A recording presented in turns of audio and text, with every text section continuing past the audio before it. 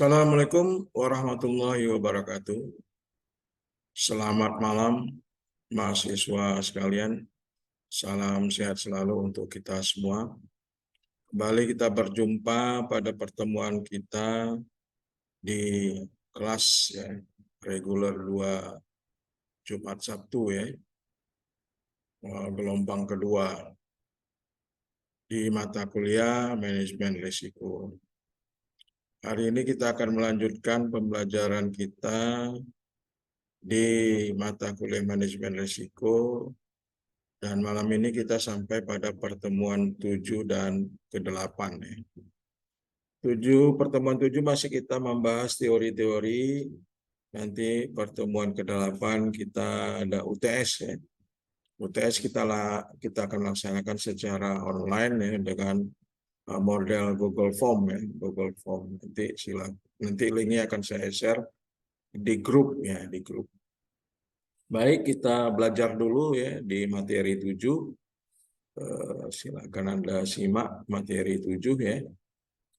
Kita dalam materi 7 berbicara tentang penanganan risiko ya. Penanganan risiko ya. Jadi setiap risiko yang terjadi harus segera ditangani ya, agar jangan sampai memberatkan perusahaan ya, sehingga akhirnya malah perusahaan akan menjadi kacau ya. Jadi kalau apapun yang terjadi, risiko itu harus segera ditangani ya. Jadi cara atau metode ya, metode yang akan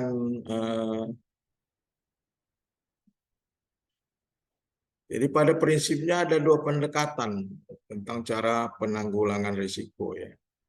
Bisa dengan melalui penanganan risiko itu sendiri, kemudian bisa dilakukan dengan pembiayaan risiko ya.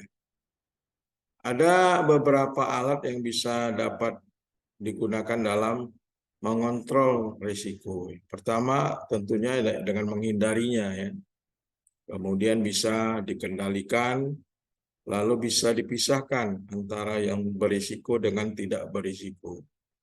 Kemudian bisa juga melakukan kombinasi atau pooling atau memindahkannya ya.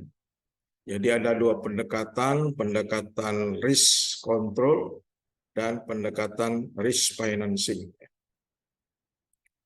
Jadi kalau metode risk financing itu memindahkan risiko dengan melalui asuransi ya, atau melakukan retensi. Retensi ini adalah tabungan ya. Tabungan pembiayaan dari setiap periode disisihkan saldo atau dana untuk keperluan pada satu saat akan terjadinya apabila terjadi risiko, terutama di dalam hal pembiayaan. Ya, risiko itu harus dihindari ya. Bisa dengan cara menolak memiliki, menerima atau melaksanakan kegiatan, kemudian menyerahkan kembali risiko yang terlanjur diterima ya. Kemudian harus ada pengendalian kerugian. Tujuannya adalah memperkecil kemungkinan terjadinya kerugian dan mengurangi keparahan jika risiko kerugian memang terjadi. Kemudian bisa juga dengan tindakan pencegahan, yaitu dengan program-program minimalisasi dan penyelamatan. Lalu bisa dengan pengendalian, yaitu bisa dengan dalam pendekatan engineering, kemudian bisa dengan cara human relation. Ada 10 strategi yang dapat dilakukan untuk mencegah risiko ya, atau menangani risiko. Pertama ya mencegah terjadinya hazard itu ya, atau keinginan yang berisiko itu ya. Kemudian bisa mengurangi jumlah hazard yang mungkin terbawa dan menyebabkan kecelakaan, membatasi hazard yang muncul dan mengubah kecepatan, serta menyebar atau memisahkan antara risiko satu dengan yang tidak berisiko. Kemudian bisa mengubah kualitas, menjadikan objek lebih tahan, melakukan tindakan kontra, ya. Kemudian menstabilkan, mengendalikan kerugian menurut lokasi, serta pengendalian menurut waktu. Ya. Jadi klasifikasi harus dibuat di dalam penanganan risiko. Misalnya harus dibuat fase rencana, kemudian fase pengamanan atau perawatan, fase darurat, ya, kemudian analisis kerugian dan analisis hazard, serta langkah awal dalam pengendalian dan kerugian. Jadi itulah bagaimana cara penanganan risiko yang kemudian bisa memisahkan, kombinasi, dan memindahkan. Inilah materi 7 ya, di dalam kuliah kita, yaitu tentang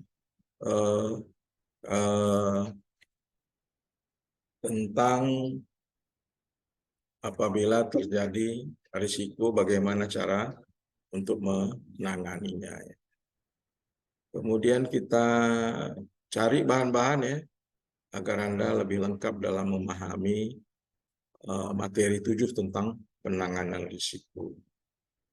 Kita lanjut saja ke materi 8. Materi ini adalah UTS ya, UTS. UTS ini adalah penjelasan saya tentang UTS, yaitu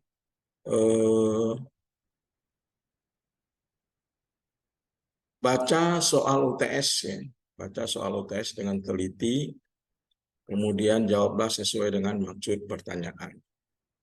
Kemudian soal UTS itu dalam bentuk pilihan berganda dengan memakai platform Google Form ya, karena kita masih dalam kategori online ya belajarnya ya. Jadi ya sudah UTS-nya pakai Google Form dengan platform,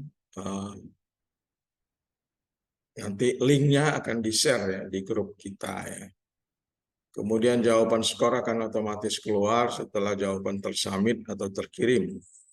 Dan itu merupakan nilai UTS Anda.